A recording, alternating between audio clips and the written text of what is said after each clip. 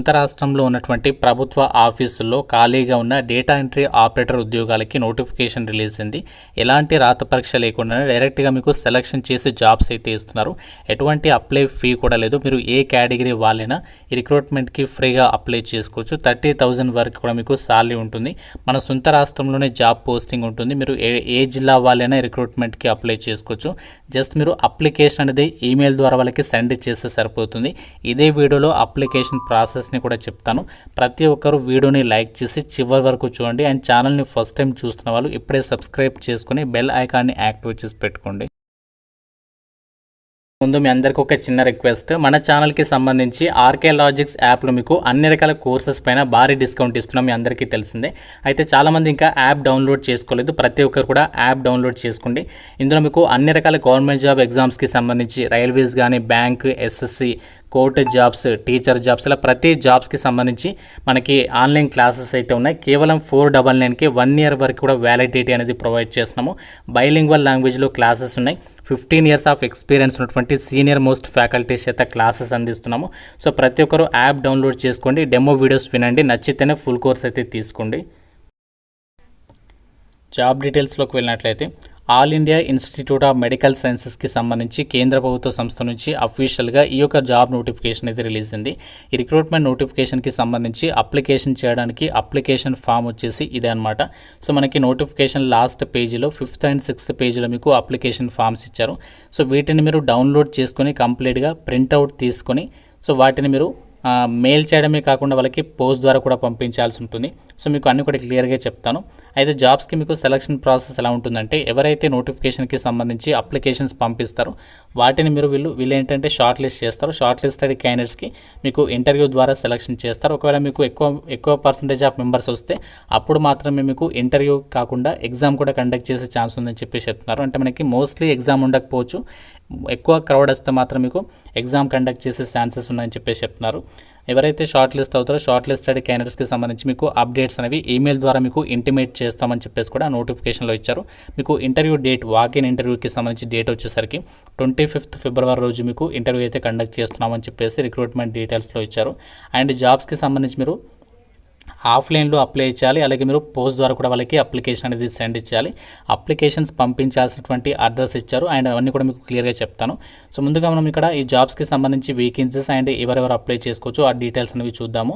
So ముందుగా మనం ఇక్కడ ఉన్నటువంటి వేకెన్సీస్కి సంబంధించి క్వాలిఫికేషన్స్ చూద్దాము. ల్యాబ్ టెక్నీషియన్స్కి సంబంధించి కూడా వేకెన్సీస్ ఉన్నాయి. అంటే మనకి డేటా ఎంట్రీ కాకుండా ల్యాబ్ టెక్నీషియన్స్కి సంబంధించి కూడా ఉన్నాయి. సో ల్యాబ్ టెక్నీషియన్స్కి సంబంధించినటువంటి వేకెన్సీస్కి బ్యాచిలర్స్ డిగ్రీ అనేది మైక్రోబయాలజీ ల్యాబొరేటరీ టెక్నాలజీలో కానీ లేదంటే లైఫ్ సైన్సెస్కి సంబంధించి చేసినటువంటి వాళ్ళు అప్లికేషన్ చేసుకోవచ్చు. డిస్టెన్స్ ఎడ్యుకేషన్ చేసిన వాళ్ళకైతే ఛాన్స్ లేదు, అంటే ఓపెన్లో చదివిన వాళ్ళకి ఛాన్స్ లేదు. నార్మల్గా డిగ్రీ చేసిన వాళ్ళు ఎలిజిబుల్ అనమాట. ఎలాంటి ఎక్స్పీరియన్స్ లేకుండా పర్వాలేదు, ఫ్రెషర్స్ అందరూ కూడా అప్లికేషన్ అనేది చేసుకోవచ్చు. అండ్ ఇక్కడ మీరు అప్లికేషన్ ఫామ్తో పాటు ఏమేమి డాక్యుమెంట్స్ని అటాచ్ చేయాలి, ఎంక్లోజ్ చేయాలి, ఆ డీటెయిల్స్ని ఇక్కడ నోటిఫికేషన్లో ఇచ్చారు. మీరు అన్ని కూడా క్లియర్ ఒకసారి చెక్ చేసుకోండి.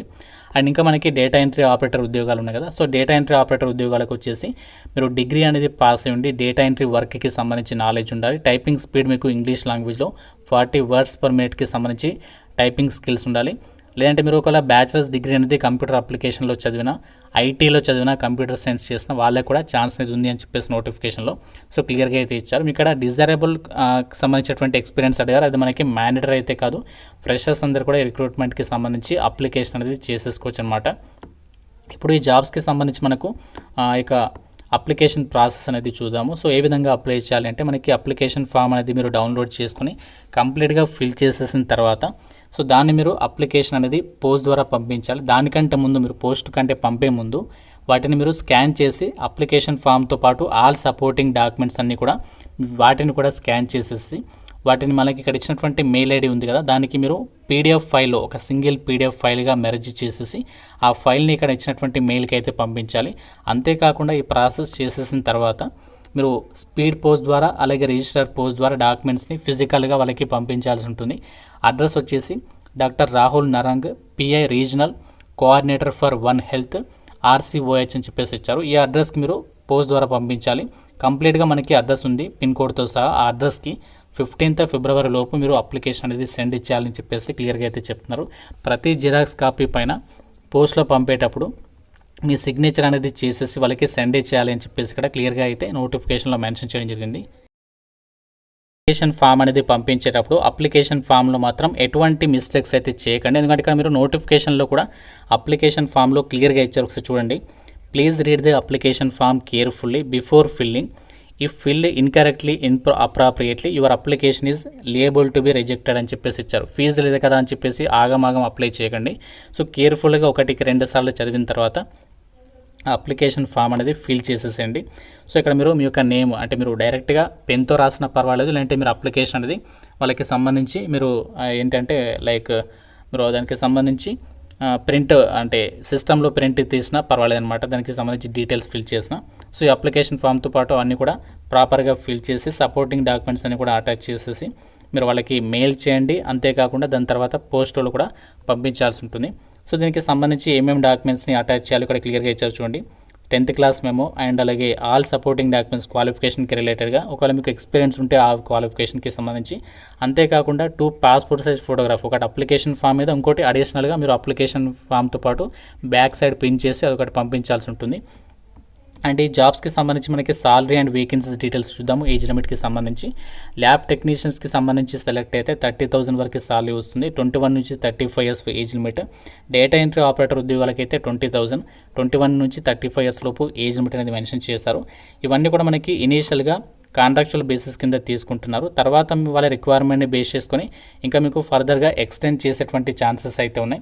అది వాళ్ళ ప్రాజెక్ట్ రిక్వైర్మెంట్ని బేస్ చేసుకొని డిపెండ్ అయి ఉంటుందని చెప్పేసి అయితే చెప్తున్నారు. మీకు జాబ్ లొకేషన్ వచ్చేసి మనకి తెలంగాణలో ఉన్నటువంటి ఎయిమ్స్కి సంబంధించి బీబీ నగర్ డిపార్ట్మెంట్ ఆఫ్ మైక్రోబయాలజీకి సంబంధించినటువంటి కేంద్ర ప్రభుత్వ సంస్థలోనే మీకు పోస్టింగ్ ఉంటుంది అని చెప్పేసి అయితే చెప్తున్నారు. ఇక్కడ ప్రాజెక్ట్ నేమ్ కూడా ఇచ్చారు. Regional coordinator for one health అని చెప్పేసి ఇక్కడ డీటెయిల్స్ అయితే ఇవ్వడం జరిగింది. ఇక్కడ మనకి దీనికి సంబంధించి అడ్రస్ కూడా ఇచ్చారు. మనకి all India institute of medical sciences తెలంగాణకి సంబంధించి ఈ యొక్క కేంద్ర ప్రభుత్వ సంస్థ అనేది ఉంది. అక్కడ మనకి పోస్టింగ్ ఉంటుంది. మీరు ఈవెన్ ఆంధ్ర వాళ్ళైనా సరే అప్లై చేసుకోవచ్చు. మనకి ఇది కేంద్ర ప్రభుత్వ సంస్థ కాబట్టి అందరికీ కూడా ఈక్వల్ ఆపర్చునిటీ ఇది ఉంటుంది. సో మీకు ఇదే నోటిఫికేషన్కి సంబంధించి వెబ్సైట్ లింక్ ఇస్తాను. నోటిఫికేషన్ లింక్, అప్లికేషన్ ఫామ్ అనేది ఇందులో ఉంది కాబట్టి ప్రాపర్గా చెక్ చేసుకుని అన్ని డీటెయిల్స్ రిక్రూట్మెంట్కి సంబంధించి అప్లై అయితే చేసేసండి. ఇంకా మీకు ఏదైనా డౌట్ ఉంటే నోటిఫికేషన్ రిలేటెడ్గా సో నాకు కామెంట్ రూపంలో అడగండి. ప్రతి ఒక్కరు కూడా లైక్ చేసి ఒక వీడియోని డెఫినెట్గా మీ ఫ్రెండ్స్తో అయితే షేర్ చేయండి. ఛానల్ని సబ్స్క్రైబ్ చేసుకోండి. Thank you so much guys.